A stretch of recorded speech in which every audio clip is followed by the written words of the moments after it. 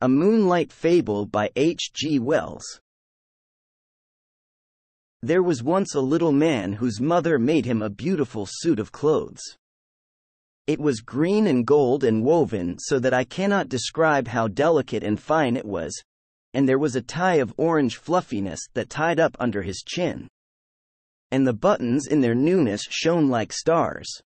He was proud and pleased by his suit beyond measure, and stood before the long-looking glass when first he put it on, so astonished and delighted with it that he could hardly turn himself away.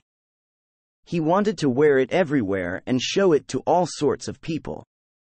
He thought over all the places he had ever visited and all the scenes he had ever heard described, and tried to imagine what the feel of it would be if he were to go now to those scenes and places wearing his shining suit, and he wanted to go out forthwith into the long grass and the hot sunshine of the meadow wearing it. Just to wear it. But his mother told him, no. She told him he must take great care of his suit, for never would he have another nearly so fine. He must save it and only wear it on rare and great occasions. It was his wedding suit, she said. And she took his buttons and twisted them up with tissue paper for fear their bright newness should be tarnished, and she tacked little guards over the cuffs and elbows and wherever the suit was most likely to come to harm. He hated and resisted these things, but what could he do? And at last her warnings and persuasions had effect, and he consented to take off his beautiful suit and fold it into its proper creases and put it away. It was almost as though he gave it up again. But he was always thinking of wearing it and of the supreme occasion when some day it might be worn without the guards, without the tissue paper on the buttons, utterly and delightfully, never caring, beautiful beyond measure. One night when he was dreaming of it, after his habit, he dreamed he took the tissue paper from one of the buttons and found its brightness a little faded, and that distressed him mightily in his dream. He polished the poor faded button and polished it, and if anything it grew duller. He woke up and lay awake thinking of the brightness a little dulled and wondering how he would feel if perhaps when the great occasion, whatever it might be, should arrive, one button should chance to be ever so little short of its first glittering freshness, and for days and days that thought remained with him, distressingly. And when next his mother let him wear his suit, he was tempted and nearly gave way to the temptation just to fumble off one little bit of tissue paper and see if indeed the buttons were keeping as bright as ever. He went trimly along on his way to church full of this wild desire. For you must know his mother did, with repeated and careful warnings, let him wear his suit at times, on Sundays, for example, to and fro from church, when there was no threatening of rain, no dust nor anything to injure it, with its buttons covered and its protections tacked upon it and a sunshade in his hand to shadow it if there seemed too strong a sunlight for its colors. And always, after such occasions, he brushed it over and folded it exquisitely as she had taught him, and put it away again. Now all these restrictions his mother set to the wearing of his suit he obeyed, always he obeyed them, until one strange night he woke up and saw the moonlight shining outside his window. It seemed to him the moonlight was not common moonlight, nor the night a common night, and for a while he lay quite drowsily with this odd persuasion in his mind. Thought joined on to thought like things that whisper warmly in the shadows. Then he sat up in his little bed suddenly, very alert, with his heart beating very fast and a quiver in his body from top to toe. He had made up his mind. He knew now that he was going to wear his suit as it should be worn. He had no doubt in the matter. He was afraid, terribly afraid, but glad. He got out of his bed and stood a moment by the window looking at the moonshine-flooded garden and trembling at the thing he meant to do.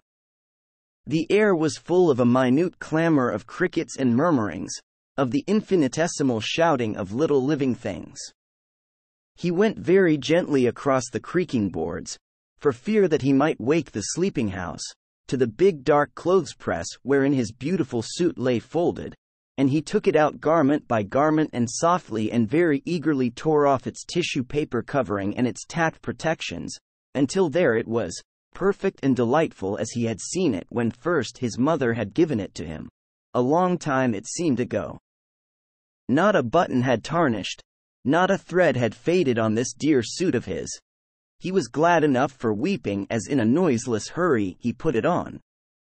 And then back he went, soft and quick, to the window and looked out upon the garden and stood there for a minute, shining in the moonlight, with his buttons twinkling like stars, before he got out on the sill and, making as little of a rustling as he could, clambered down to the garden path below.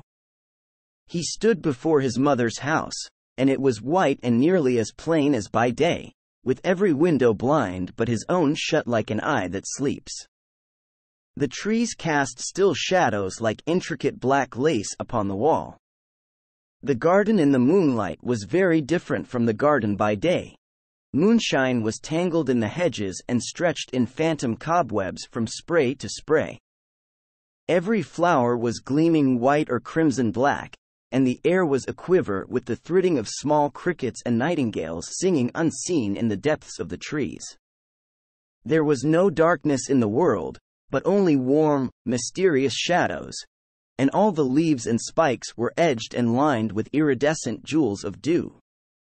The night was warmer than any night had ever been, the heavens by some miracle at once vaster and nearer, and spite of the great ivory-tinted moon that ruled the world, the sky was full of stars. The little man did not shout nor sing for all his infinite gladness. He stood for a time like one awe-stricken, and then, with a queer small cry and holding out his arms, he ran out as if he would embrace at once the whole warm round immensity of the world. He did not follow the neat set paths that cut the garden squarely, but thrust across the beds and through the wet, tall, scented herbs, through the night stock and the nicotine and the clusters of phantom white mallow flowers and through the thickets of southern wood and lavender, and knee-deep across a wide space of mignonette. He came to the great hedge and he thrust his way through it, and though the thorns of the brambles scored him deeply and tore threads from his wonderful suit, and though burrs and goosegrass and havers caught and clung to him, he did not care. He did not care, for he knew it was all part of the wearing for which he had longed. "I am glad I put on my suit," he said. "I am glad I wore my suit." Beyond the hedge he came to the duck pond, or at least to what was the duck pond by day. But by night it was a great bowl of silver moonshine all noisy with singing frogs, of wonderful silver moonshine twisted and clotted with strange patternings, and the little man ran down into its waters between the thin black rushes, knee-deep and waist-deep and to his shoulders, smiting the water to black and shining wavelets with either hand, swaying and shivering wavelets, amid which the stars were netted in the tangled reflections of the brooding trees upon the bank. He waited until he swam, and so he crossed the pond and came out upon the other side, trailing, as it seemed to him, not duckweed, but very silver in long, clinging, dripping masses. And up he went through the transfigured tangles of the willow herb and the uncut seeding grass of the farther bank. And so he came glad and breathless into the high road. "I am glad," he said, "beyond measure, that I had clothes that fitted this occasion." The high road ran straight as an arrow flies, straight into the deep blue pit of sky beneath the moon, a white and shining road between the singing nightingales, and along it he went, running now and leaping, and now walking and rejoicing, in the clothes his mother had made for him with tireless, loving hands. The road was deep in dust, but that for him was only soft whiteness, and as he went a great dim moth came fluttering round his wet and shimmering and hastening figure. At first he did not heed the moth, and then he waved his hands at it and made a sort of dance with it as it circled round his head. "Soft moth," he cried, "dear moth! And wonderful night of the world! Do you think my clothes are beautiful, dear moth? As beautiful as your scales and all this silver vesture of the earth and sky?" and the moth circled closer and closer until at last its velvet wings just brushed his lips.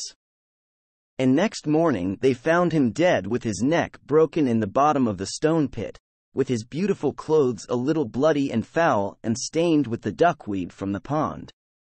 But his face was a face of such happiness that, had you seen it, you would have understood indeed how that he had died happy, never knowing the cool and streaming silver for the duckweed in the pond. End. Subscribe to my channel to receive notifications of new audiobooks. If you liked the material, you can give it a thumbs up.